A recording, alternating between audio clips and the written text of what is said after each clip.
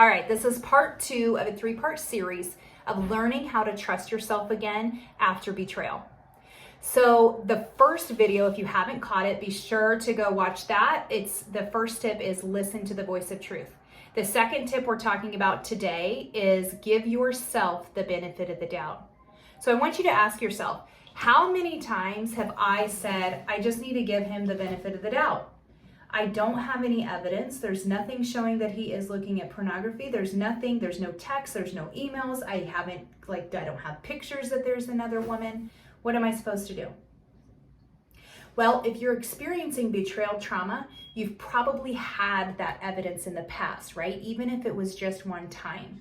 There is that history of behavior. Maybe he does have an addiction that you know about and that has been addressed. Maybe that hasn't been addressed and he's saying there's no addiction, you're crazy. All of these things can really contribute to this feeling of what's my reality? There's the gaslighting and the table turning and the blaming and the denial, and there's so many things that of course it's hard. Of course you've lost trust in yourself. And over time, we abandon ourselves over and over and over again in the sake of giving someone else the benefit of the doubt. And so what I'm proposing to you today, and I want to encourage you to do, is start giving yourself that benefit of the doubt. You get that benefit. So meaning, if you're having this feeling of, I don't know what's going on. I don't know if he is texting someone else, or if they're watching pornography, or you have these feelings and your gut will tell you. That's your intuition. We're all given the gift of intuition. We have just abandoned that so many times, ignored it. We'll ignore the feelings, we'll ignore the signs, we'll ignore all those things because we really just want things to go back to normal. And it can also stir up a lot of contention, right? When we're bringing this to the forefront and it hasn't gone well in the past. And so our brain is like, no, we're shying away from really shining a light on the truth. And that really just hurts ourselves in the process. So what I really want to encourage you to do is anytime you have that feeling, lean into that. So you get to say, I'm no longer going to abandon myself. I am now going to say, you know what? If it feels off, something is off. So let's push into that. Let's investigate it. I'll give you an example. Let's say that you are really concerned about what's on your husband's phone. Okay, and you want to see if he has been looking at porn, or if there are emails, or if there are text messages. You get to give yourself permission now to say, hey, I'm going to check.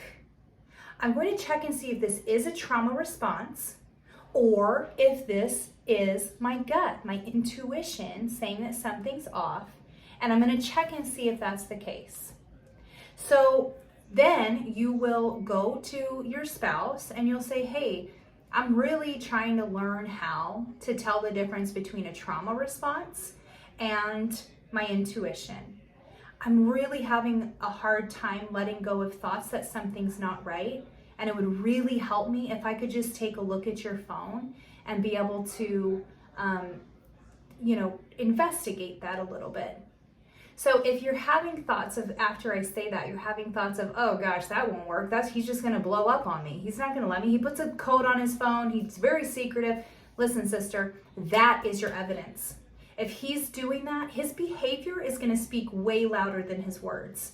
So if he's not allowing you to get in his phone, if he's not giving you passwords, if he's not letting you into emails, there's something to hide. And that's all the evidence you need. That's it. And so as you're going through this journey, that's all part of it, right? So it depends on where you are at in the journey, where he's at in the journey.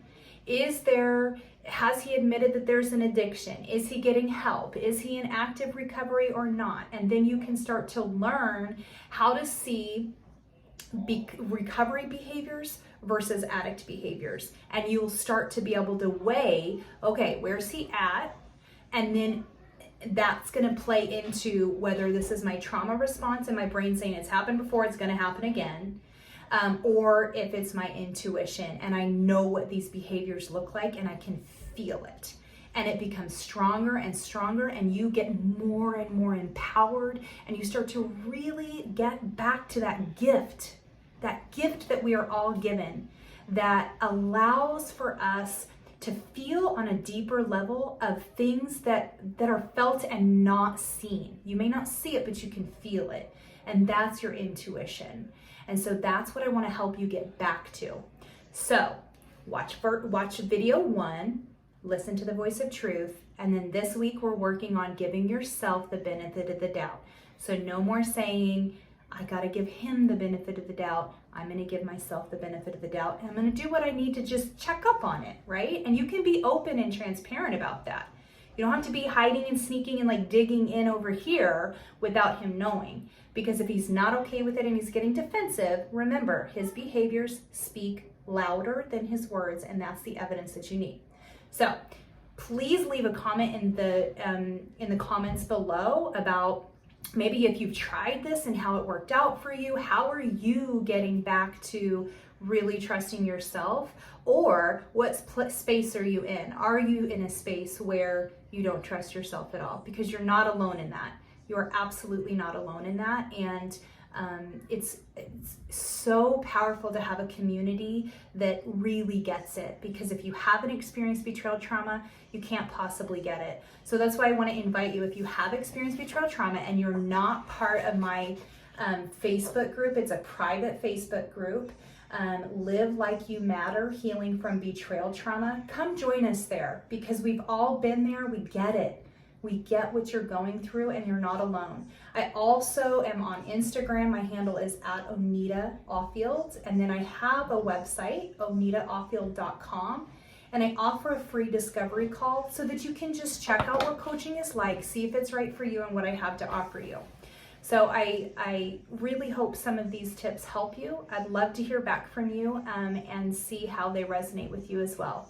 So I hope you have a great week. I'll see you back here next week with tip number 3. Bye-bye.